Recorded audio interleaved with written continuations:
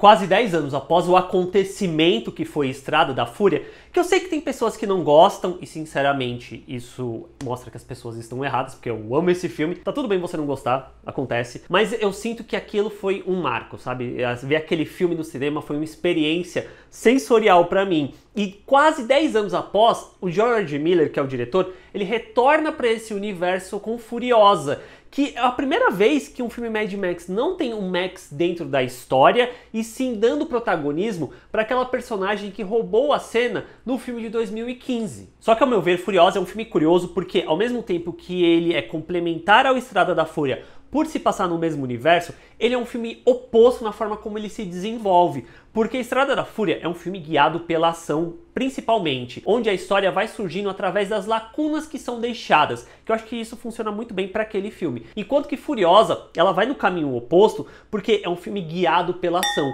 onde a gente acompanha um longo período de tempo ali de uns 15, 16 anos, indo da Furiosa criança sendo raptada ali do Vale Verde das Muitas Mães e passando por toda a jornada tentando voltar para casa. Ou seja, o que a gente tem nesse novo filme compreende basicamente uma fala que a Furiosa diz no filme de 2015, que se passaram 7.000 dias, tirando os que ela não lembra, que fazendo uma conta rápida daria ali em torno de uns 20 anos. E o próprio George Miller, eu vi ele dando algumas entrevistas, ele fala que antes sequer de começar a gravar o Estrada da Fúria, ele já tinha o roteiro de Furiosa escrito, porque isso eu acho interessante nele, que ele fala que ele consegue explicar tudo dentro desse universo. Aquele personagem X, ele sabe a história daquele personagem. Daquele outro, ele também sabe. Então ele meio que cria esse universo além daquilo que a gente está vendo. Então eu diria que eu entendo o ponto de vista de que ele já via meio que elementos dessa mitologia bem antes. Só que, ao mesmo tempo, parece que Furiosa é um filme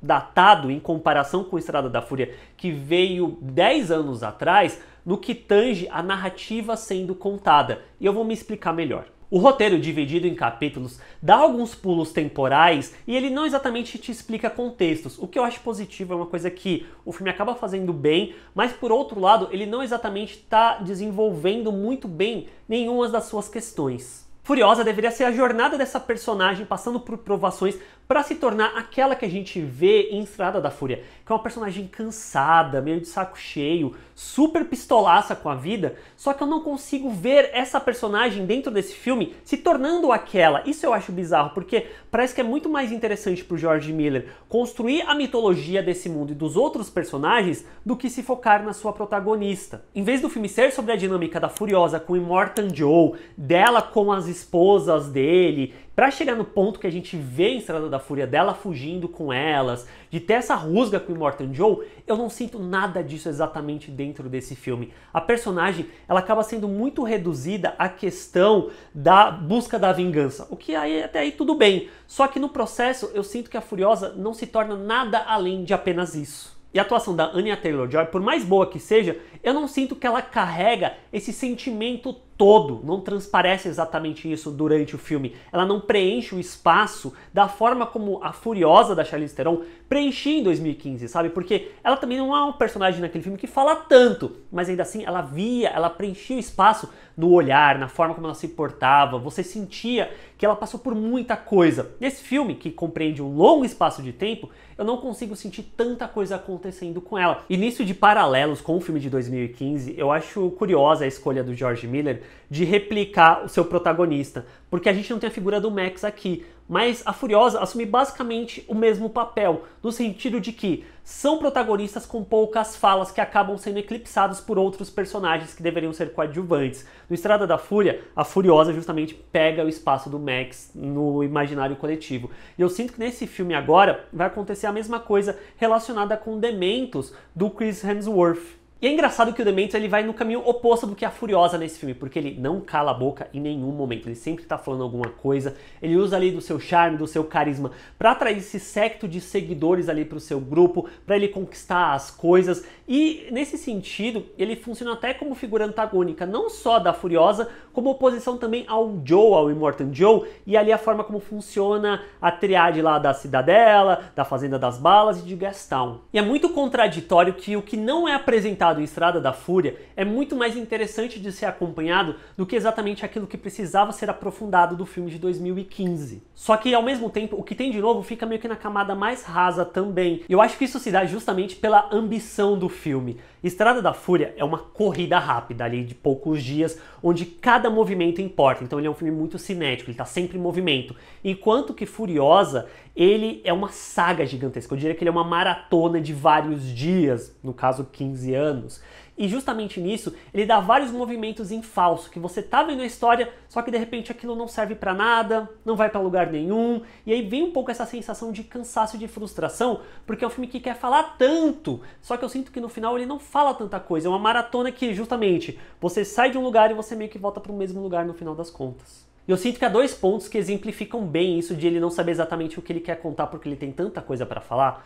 Um deles envolve um personagem masculino que, sinceramente, eu acho que não precisava ter, porque ele surge ali pra quase como ser um interesse pra Furiosa, só que, de novo, não é desenvolvido, então você não sente a conexão direito entre esses personagens que justifica algumas questões ao longo do filme. E o segundo ponto, que aí é o que ele não escolhe se aprofundar, que é citado uma guerra. Só que é algo tão en passant que eu acho que é um desperdício de oportunidade, porque eles poderiam super se aprofundar nisso, porque você vê que esse universo ele é construído com o pensamento de um futuro pós-apocalíptico distópico, se voltando para estruturas e simbolismos do passado para buscar manter um controle de poder, que é uma coisa que envolve, por exemplo, hierarquias, impérios, casamentos reais, são coisas interessantes que o filme poderia se debruçar sobre, só que ele não quer fazer isso. E voltando a Furiosa, há algo genuinamente legal em construir a vingança através do silêncio da personagem num mundo extremamente barulhento, seja por conta de homens, seja por conta das máquinas desses homens.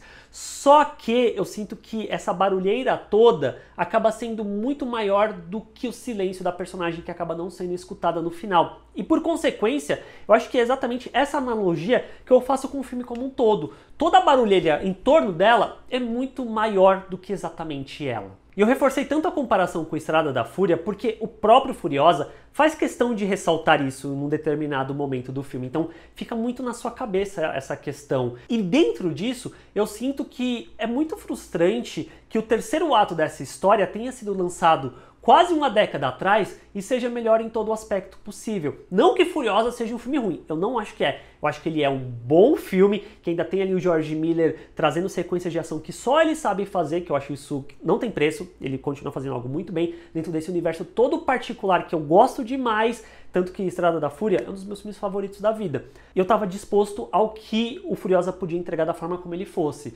Só que, ao mesmo tempo, é o que eu disse no vídeo, eu sinto que esse filme deveria ter sido lançado antes de Estrada da Fúria e não depois. Porque saindo depois, quase uma década depois, ele parece uma certa involução, principalmente em termos de narrativa. Se você discorda de mim, tá tudo bem, deixa aí embaixo nos comentários, assina o canal aqui para seguir o Bilheteiro e não perder outros vídeos e a gente se vê na próxima.